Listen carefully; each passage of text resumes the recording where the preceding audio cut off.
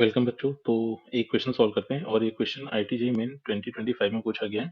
Question की statement कुछ ऐसी दी गई है, that is let the coefficients of three consecutive terms T are plus one and T are plus two in the binomial expansion of a plus b to the power 12 be in a gp and let p be the number of all possible values of r. Let q be the sum of all rational terms in the binomial expansion of 3 to the power 1 by 4 and 4 to the power 1 by 3 whole to the power 12. Then p plus q is equal to, तो further यहाँ पर ऐसे बोला गया था कि coefficient of three consecutive terms T are plus one and T are plus two are in GP. तो अब इनफैक्ट यहाँ पर बात हो रही है बाइनोमियल कोफिशिएंट्स की, क्योंकि A and B as a variable यहाँ पर ट्रीट हो रहे हैं, तो ए एंड बी दोनों ही एज अ वेरिएबल ट्रीट हुए। तो अब अगर टी आर का कोफिशिएंट लिखा जाए तो टी आर का कोफिशिएंट मिलेगा N C R minus one, T are plus one का कोफिशिएंट बनेगा N C R, and T are plus two का कोफिशिएंट बन जाएगा एन सी आर प्लस वन। तो अब ये तीनों ही टर्म्स जीपी में दिए गए हैं। तो अब अगर ये टर्म्स जीपी में है तो इसको ऐसे लिख सकते हैं N C R upon N C R minus one is equal to N C R plus one upon N C R. फिर यहाँ पर एक काम ही करते हैं कि दो कंसेक्यूटिव बाइनोमियल कोफिशिएंट्स का रेशियो, अगर दो बाइनोमियल कोफिशिएंट ऐसे दिए गए n C R minus one, तो दो कंसेक्यूटिव बाइनोमियल कोफिशिएंट का ratio n minus r plus one upon r होता था।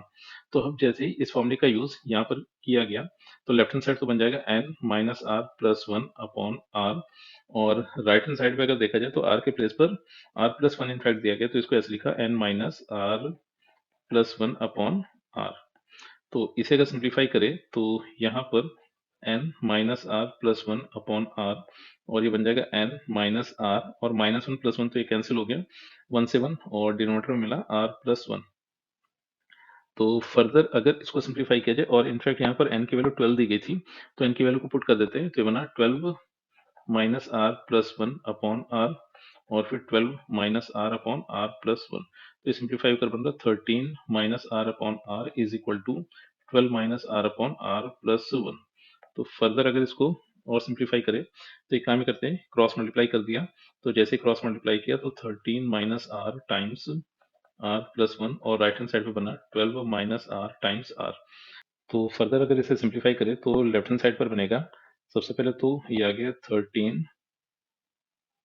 13 आर, और फिर प्लस का 13, फिर minus r square and minus का आर, और राइट हैंड साइड को सिंप्लीफाई किया तो 12 आर माइनस आर स्क्वायर। तो अब यहाँ से हुआ है कि जो आर स्क्वायर और आर स्क्वायर थे नेगेटिव साइन के साथ ये कैंसिल हो गए, और लेफ्ट हैंड साइड पर बना है 13 आर माइनस आर, तो ये बन गया है 12 आर और प्लस 13, और राइट हैंड साइड पर भी आ गया 12 आर, तो 12 आर से 12 आर कैंसिल हो गया। यहाँ पर मिला 13 equal to zero, which is not possible.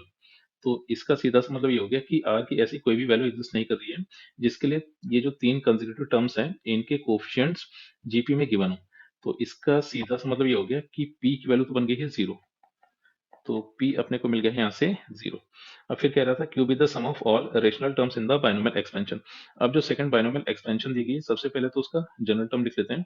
तो उसका जनरल टर्म बना t are plus one, that will be equal to 12 c r, और फिर 3 to the power 1 by 4 to the power 12 minus r, and 4 to the power 1 by 3 to the power are.